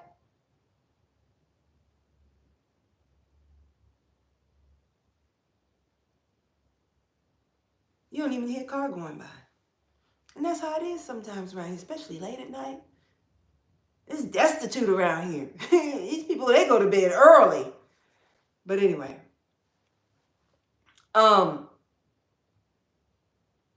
this is the kind of peace and quiet I need sometimes.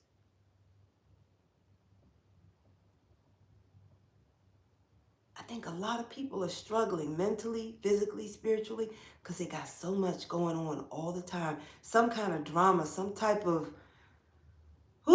discord is always surrounding them and their lives. But, you know, when you are surrounded with so much anxiety and discord, it will have an impact on your health and your well-being. It will. And I have to have it at all costs. It's important. But anyway, I think I've said enough. I've been here for over an hour. And it is the beginning of the Sabbath. And I don't think I have to cook because we still have chicken. And I made shabu shabu last night. And we put it in some taco wraps. And we still have Brussels sprouts. I'm going to make some peas and some broccoli. So the only thing I have to cook is peas and broccoli because we got chicken and we got shabu shabu. And I might make some sweet potatoes. I don't get any though because I had a big helping of sweet potatoes this morning. And yeah, so I don't want to mess around. I don't want to mess around. And so what I want to tell you in synopsis is make sure you know your levels. Make sure you know your lab work. Make sure you know where you are on important numbers that matter to all of us. If you have any overages, things that's too high, find out what you need to do is bring it down and do that.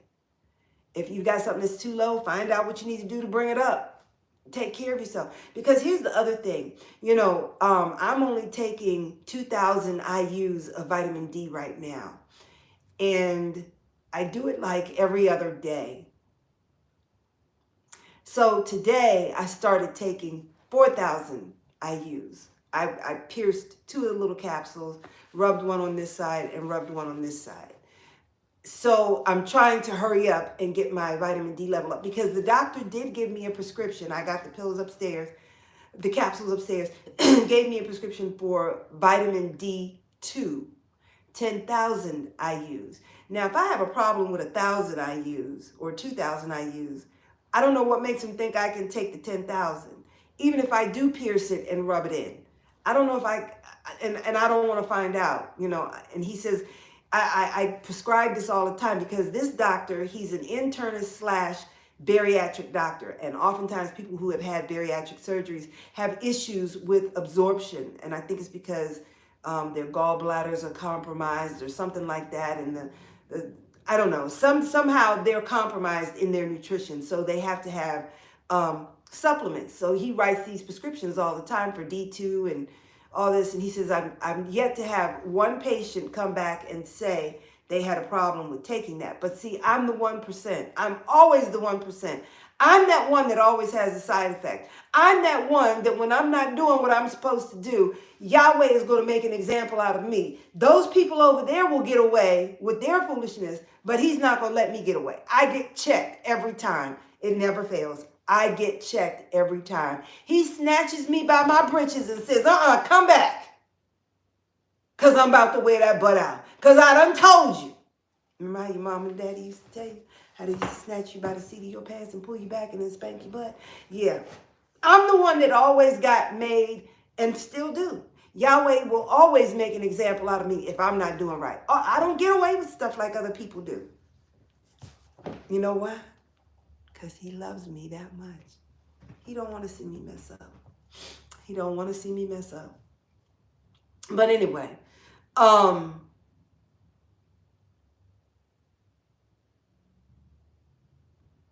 that's what I wanted you to know. Know your numbers. If it's high, figure out what you got to do to bring it down. If it's low, figure out what you got to do to bring it up. When you're taking vitamins, you don't take them 365 days a year unless your doctor says there's a medical necessity for you to do so.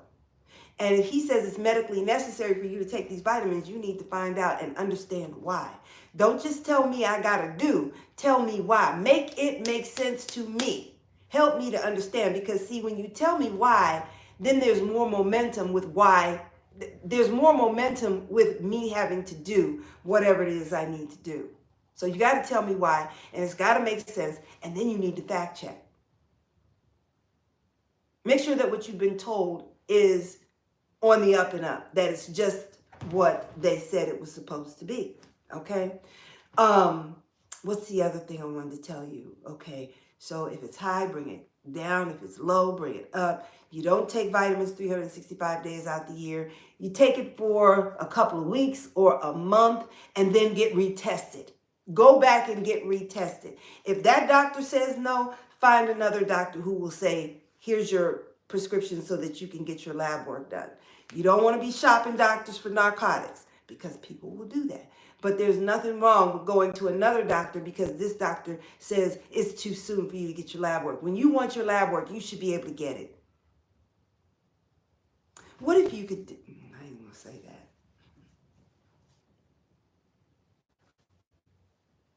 I was going to say, what if you could perform your own diagnostics at home?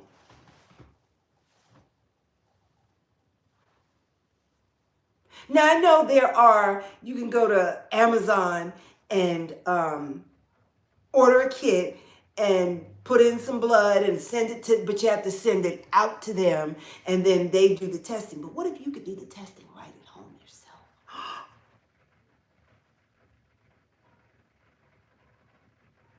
You didn't hear me say it. You have to take an active role in your health and well-being. You just do. You have to, if you want to be healthy. So, what else do I want to tell you? Magnesium applied topically will cause a rash and inflammation. So be careful, because when I put the foam, I noticed when I put the foam, shake it up, put the foam in my hand and then rub it on. The next thing I knew, the foam was like all down in between my fingers and stuff. And I would just kind of do this. Don't do that. Don't rub that stuff into your hands. Once you have rubbed it in, go wash your hands, soap and water, and put on your moisturizer, okay? The other thing about that is, I was going to say something else about the magnesium. I apply it now with a cotton ball. Instead of putting it in my hand, I put it on a cotton ball or a piece of tissue or a napkin and then rub it on so that it doesn't get on the back of my hands. And my hands are really healing nicely. The left one a little faster than the right one. But as soon as I stopped applying the magnesium with my hands, I noticed that my hands were starting to heal. So be careful using topical magnesium. And there's a magnesium oil, which might be better than the foam. I think the foam is a little more caustic on the skin, but the magnesium oil, that's the one that I was looking at. They said that the magnesium oil was causing eczema symptoms for people using it topically. So be careful with that. Be careful, be careful. And I think that's all I wanted to share with you. I am going to up my vitamin D dosage. I think I'm going to do 4,000 IUs a day because I feel like the longer I'm deficient, the more opportunity my body has to have something go wrong. And your vitamin D level helps to protect your immune system.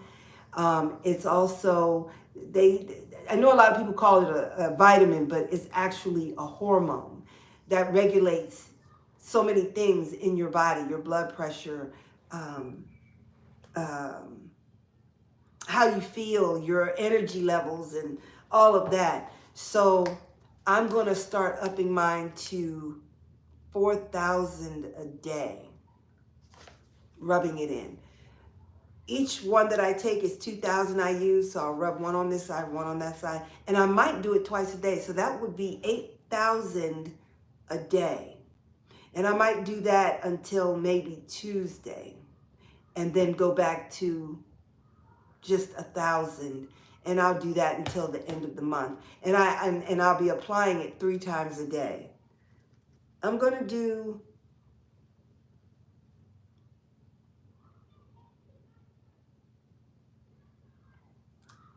between 4,000 and 8,000 a day until Monday. And then after that, it's just going to be 4,000 3 days out the week until the end of the month. And then I'm going to get my lab work done again. And hopefully I will be at, I'm hoping, 35. If not 35, at least 33, because 33 is the bottom of normal. So anyway, that's what I wanted to share with you today. I wrote some notes down. You know what? I write notes every time, and I never look at them. Sometimes I look at them. Sometimes I do. But I just want to be able to freestyle it. And I know sometimes I repeat some of the things I say, but that's okay, because you know why? Most people don't have a very long attention span, and oftentimes you can say something twice, and people will never hear what you said twice. Do you know that? That's something. Let me just look at my notes real quick. Side effects. Oh, and if you have issues eating, sweet foods like sweet potatoes or apples, I was told that if you have a situation like that, you're supposed to eat your meat and vegetables first, then eat your sweets after that. Never eat a sweet potato by itself. You've got to take in something that's not sweet first. And I heard that, I can't tell you where I heard that. It was on YouTube. But they were saying if you have that problem, make sure you eat your meat and your vegetable first, then your sweet potato, your banana, your apple, but never eat the banana or the apple first. Okay? All right.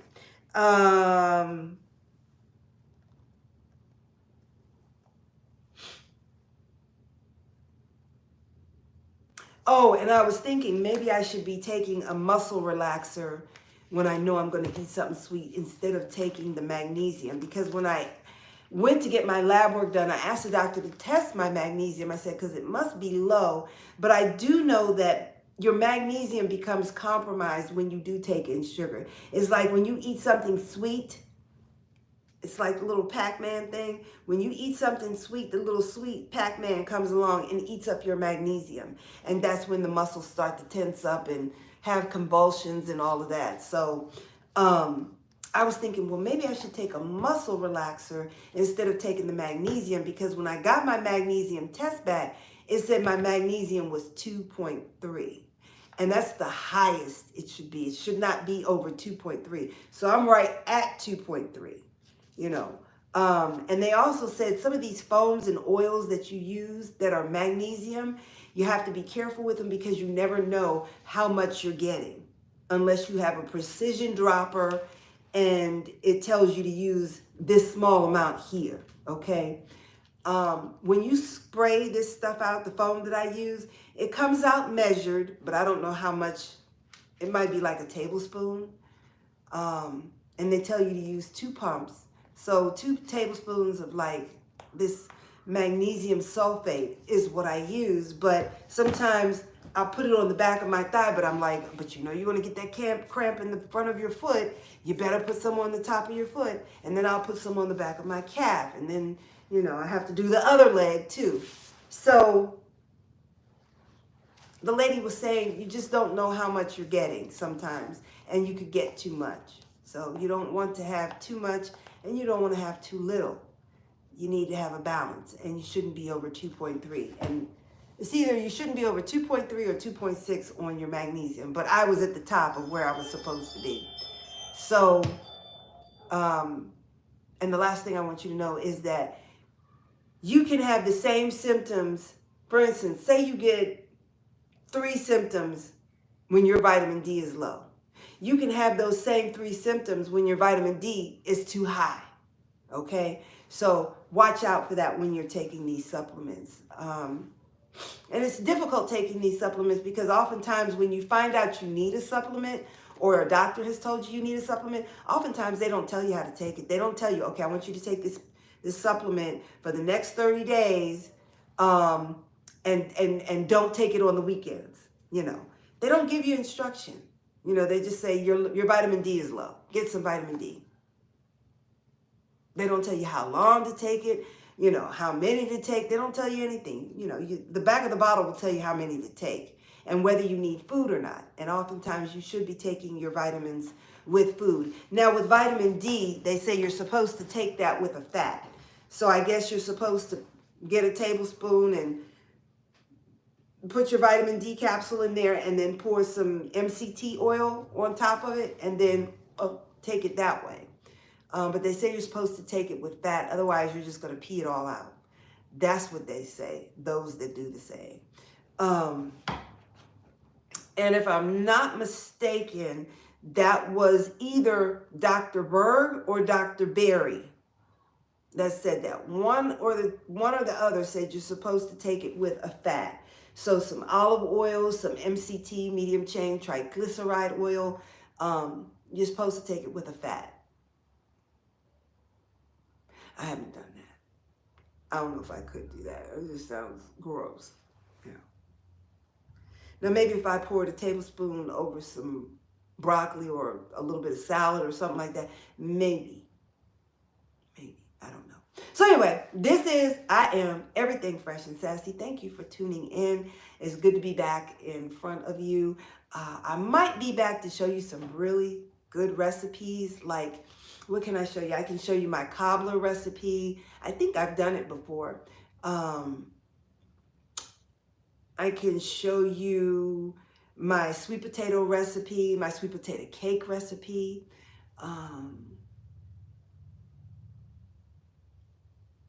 I have a few things I think I'd like to share with you all.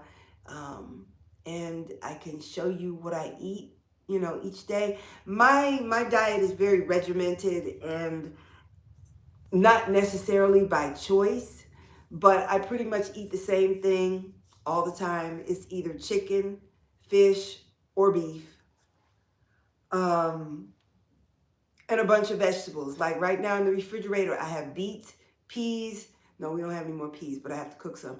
But we have beets and leftover Brussels sprouts. And I eat Brussels sprouts just about every day. And let me show you what I eat. Hold on.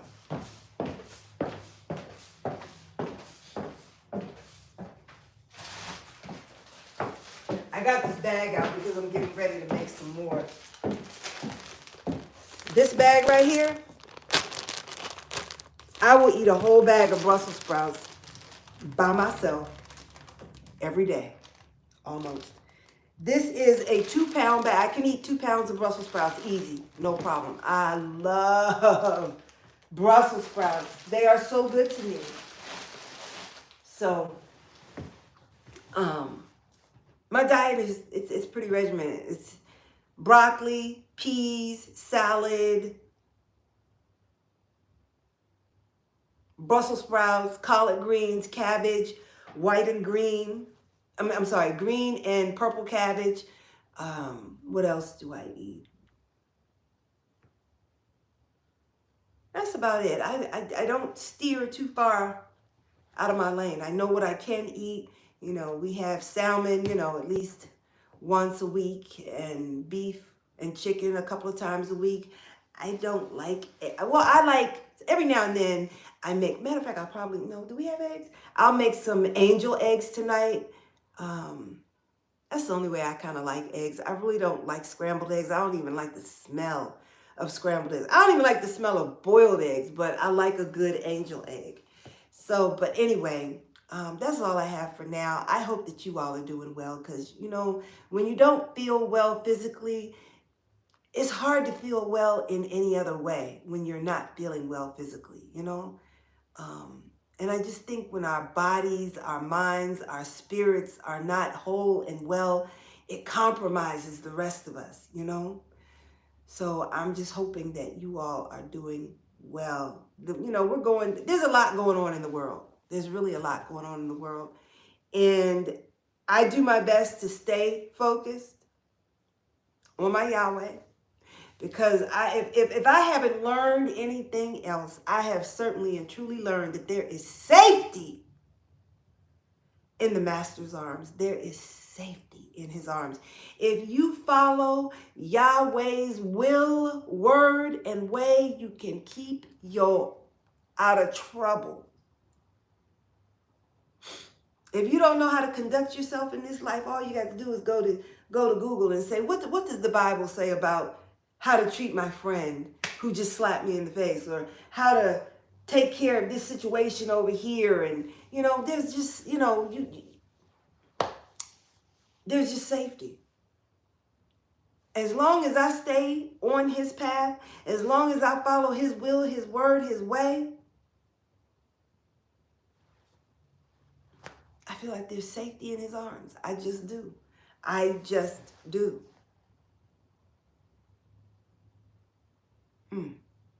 There's so much more I want to say, but I'm going to keep it at what it was supposed to be about, which was my journey, my struggle with vitamin D. I am healing. I feel good. I feel well.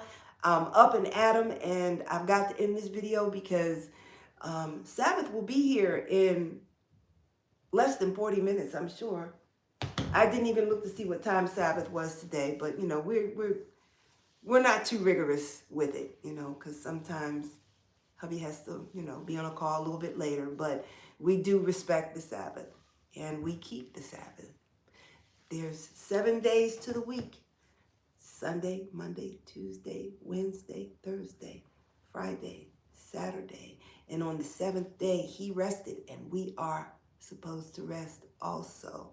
Now, I don't get crazy with it, because Yahweh said in his word, if your ass is stuck in a ditch, you need to go get your ass out that ditch. Use your common sense, okay?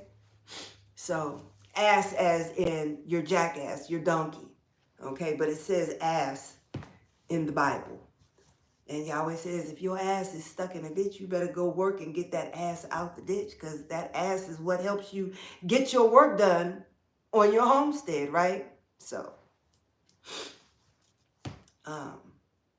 I don't get crazy with it. I don't go through all that form and fashion, and some of that stuff is just stuff that people made up to make it seem like they're holy when they're not, But anyway, as I said, there's a whole lot going on in the world. Many people have many thoughts about why. I'm not going to get into that. I know why. But, everyone is struggling with something. Everyone is struggling with something in some way. And I just pray that people are safe, whole, and well, and with the ones they love. I am Everything Fresh and Sassy. Stay close. Stay tuned. I'll see you when I see you, Yahweh willing. Sawubona Mngani. Yebo.